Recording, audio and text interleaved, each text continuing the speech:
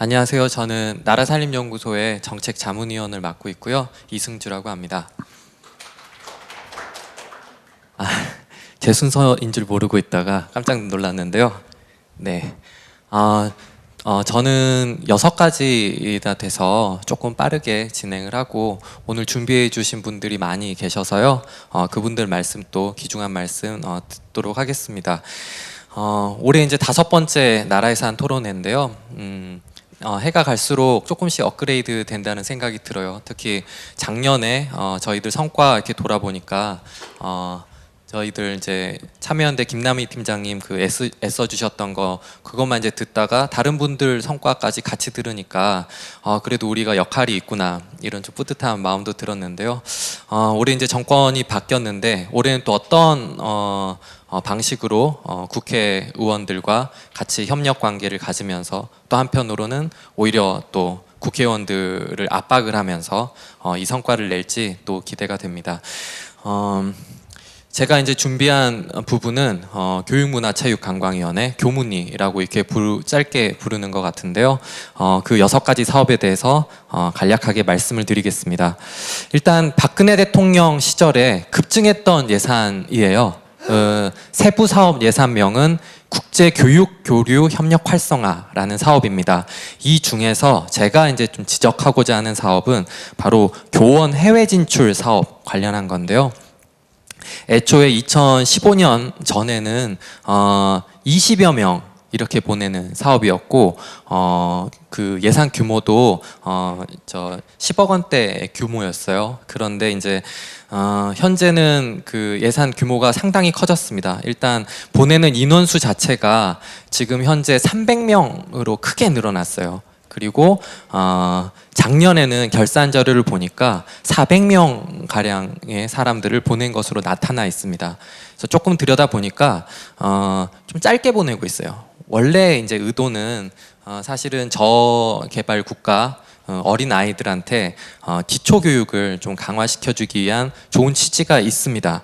그런데 뭐 교육이라고 하는 게 좀 전인격적인 영역이 있다 보니까 가능하다면 같은 선생님이 조금 긴 시간 동안 안정적으로 이렇게 추진되면 가장 좋겠죠. 그런데 현재 이 사업이 크게 늘어났던 배경에는 박근혜 대통령의 전 대통령의 중남미 등 저개발 국가 순방에 맞춰가지고 그 개발 국가의 어린아이들한테 우리가 마치 선심 쓰듯이 이 교원들을 파견하는 사업으로 이걸 크게 부각시켰어요.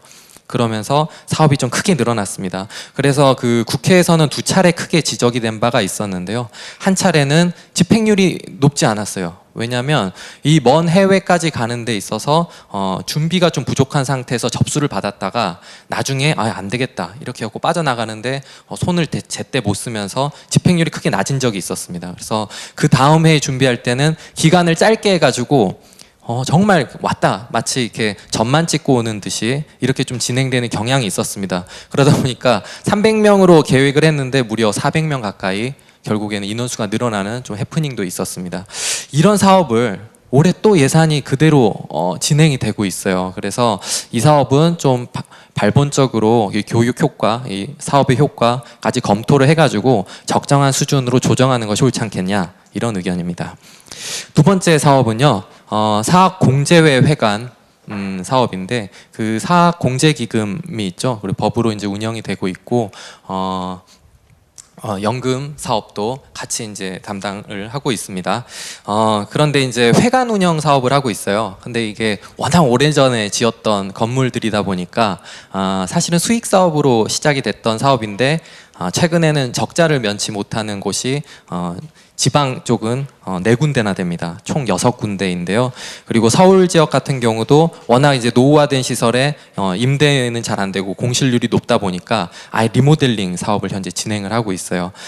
이런 사업인데 이걸 이제 공제기금을 다 끌어들여 가지고 수익 사업으로 이거를 계속 진행하는 것이 옳을 것이냐 이거에 대한 이제 지적을 했었고요. 실제로 이게 이제 압박이 좀 크게 들어가는지 대책을 작년에 좀 내놨습니다. 그래서 지역에 있는 4군데 같은 경우는 매각을 하거나 아니면 용도를 변경하겠다 뭐 이렇게 얘기는 했어요. 근데 실제로 할지 안 할지는 좀 더 지켜봐야 될 것 같아서 올해 또 넣습니다. 우리 지켜보겠다 이렇게 됐고요. 그리고 서울 지역의 리모델링 사업 이런 이제 사업들이 대부분 처음에 총 사업비 계획보다 계속 늘어나요. 그래서 우리 지켜보고 있으니까 함부로 의리의리하게 짓지 마라. 사실 이런 건물 하나 크게 갖고 있으면 사업공제 일하시는 분들 힘이 좀 나실지 모르겠어요. 그런 욕심이 항상 존재하는 곳입니다. 이 건물이라는 게 특히 서울 지역에 그래서 좀 지켜보겠다 이런 취지이고요.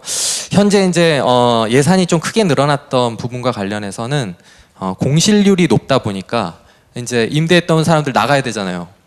그럼 나가면 보증금 받았던 거 돌려줘야 되잖아요. 그 보증금을 예산으로 달라고 해가지고 지금 그것 때문에 예산이 크게 늘었습니다. 그래서 이런 부분들을 고려해 봤을 때 이 사업은 역시 좀 우리가 냉정하게 평가를 해봐야 한다 이런 의견을 넣습니다.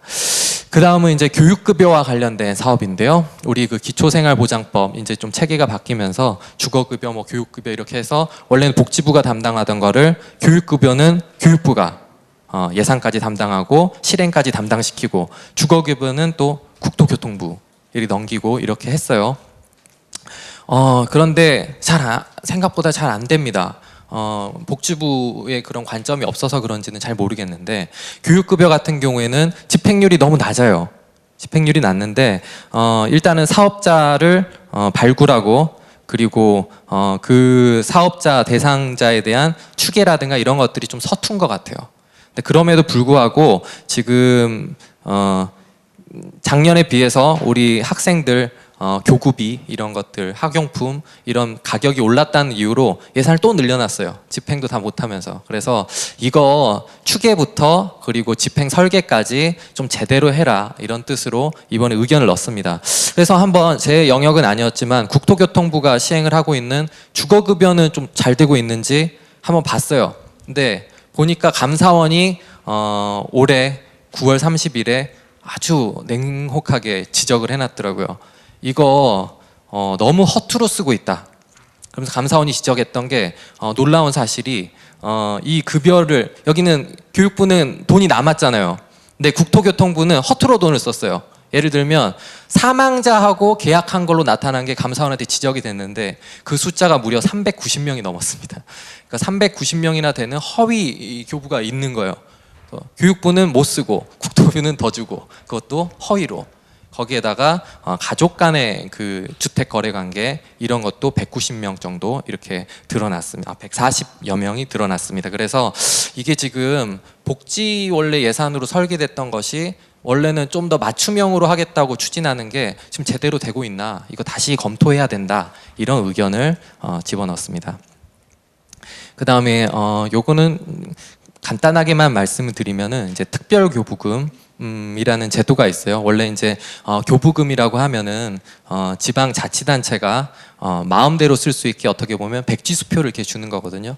이거하고 이제 비교될 수 있는 게 국고보조금 같은 경우는 다 표가 다 있죠. 어디에 쓰라고. 그래서 봉투에 무슨 4, 5명이 붙어서 돈이 가는 겁니다.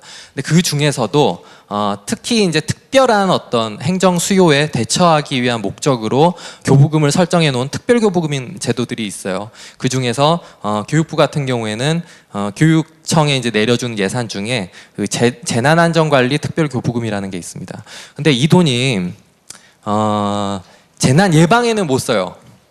재난이 나였습니다. 근데 이 돈을 한 푼도 안 남기고 다 보내줘요. 지방교육청에. 왜냐? 이게 지방교육청 입장에서는 굉장히 달콤한 돈이거든요. 자기가 쓰고 싶은 부분들에 대해서 쓸 수 있는. 그래서 인센티브 형식으로 교육부 장관이 내려보내주고 있어요. 그러면 이게 자칫 교육부 장관의 쌈짓돈처럼 변질될 우려가 있겠죠. 그래서 거기에 대한 지적이 있었고 그래서 이거를 이제 목적을 재난이 난 다음에 하지 말고 지진이 일어난 다음에 그 복구하면 무슨 소용이냐. 예전에 네팔이나 후진국 죄송합니다. 그 네팔 국민을 제가 한 번 욕되게 할 뻔했는데 저기 조금 저개발 국가 같은 경우에는 학교가 무너져가지고 어린 아이들이 어마어마하게 말로 표현할 수 없을 정도로 그 고통받는 모습을 봤었는데 그렇잖아요. 예방을 위해서 쓸 수 있게 목적 범위를 좀 넓혀라 이걸 주장하고 있습니다. 법안이 올라와 있는데 이제 2년째 안 되고 있어요. 해라 이거를 한 번 더 얘기한 겁니다. 시간이 좀 너무 지났나요? 저기 마지막인 것 같은데요. 그 최순실 예산으로 한때 조금 얘기가 많이 됐었죠. 앞에 이상민 의원님께서도 얘기를 해주신 것 같아요. 위풍당당 콘텐츠 코리아 펀드 뭐 이렇게 됐는데 문화체육관광부에서 펀드 사업을 좀 많이 하고 있습니다. 대표적으로 크게 세 파트로 나눠져서 펀드 사업을 하고 있는데 문화 개정 펀드가 있고 관광 개정 펀드가 있고 그리고 이제 김종 전 차관으로 유명했던 스포츠 산업 펀드 이렇게 세 개의 분야를 펀드로 운영하고 있어요. 근데 정부가 펀드를 한다, 뭐 투자를 하는 느낌인 것 같죠? 이게 간단히만 말씀을 드리면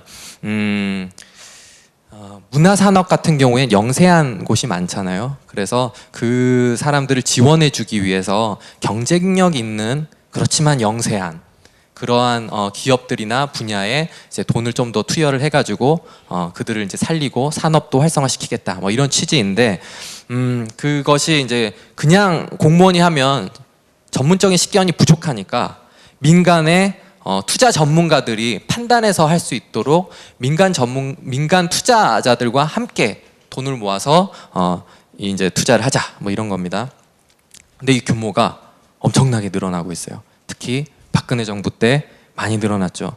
이 전에는 이제 200억 원 수준이었는데 박근혜 정부 때 매년 팍팍 오르더니 500억 원을 넘어섰습니다. 이게 한 해에만 이게 투자하는 거고요. 그리고 실제로 이제 그 문화 개정과 관련해서 최근 10년간 총 정부가 출자한 금액으로 조성된 금액만 1조 9천억 원에 이제 육박하게 됐습니다. 그러니까 어마어마한 규모죠. 그래서 근데 이게 그동안 지적했음에도 불구하고 2018년에 또 늘었어요. 그래서 이거에 대해서 이제 얘기를 좀 하고 싶습니다. 크게 두 가지 문제가 있어요. 첫 번째는 국민의 세금으로 넣는 거잖아요. 규모도 크잖아요. 그런데 관련된 정보가 전혀 공개되고 있지 않습니다. 왜 안 되느냐? 투자 정보라서 안 된대요. 투자자들한테는 이게 영업 비밀과도 같은 건데 이걸 보여주면 의미가 없다. 취지 자체가 망가진다. 이래서 실제로 이 세부 내역 협약 내용도 알 수가 없어요. 일단 의심이 되는 게 마이너스 17%까지 내려갔거든요. 수익률이. 그런데 이거에 대해서 민간 투자자들한테 얼마만큼 정부가 손실 보장을 해주는지 해주는 것 같아요. 그러니까 투자를 하겠죠.